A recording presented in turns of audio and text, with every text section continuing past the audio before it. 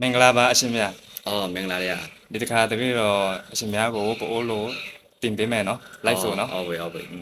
ခွေစန်းခွေစမ်းဆိုတာကတပည့်တော်တပည့်တော်ငွေညီဘွေးနေပွေးညီဘွေးဆိုတာကအရှင်ဘုရှင်ရားရငွေအာမွေးငါအော မွေးငါအော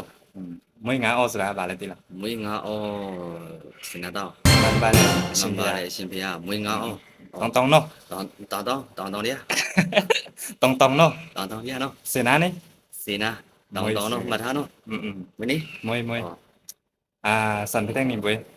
មើဆိုတာသိလား မူအမေနော်မင်းနေ မွေး အမေ အဖေဆိုတာက ဖေးစမူဖရာမအမေမဟုတ်အဖေဆိုတာဘောလို့ဘယ်လိုခေါ်လဲ အဖေဆိုရင်မူဖရာမွေးတော့ ဖာ ဖာနော်ဖာမွေး father father ဝေးကြတော့ဘယ်မှာလို့ဘယ်လိုခေါ်လဲဝေး ဝေးတမိုင်းဝေး ဘောလို့ဝေးလေ ဝေးဝေးဆိုအကို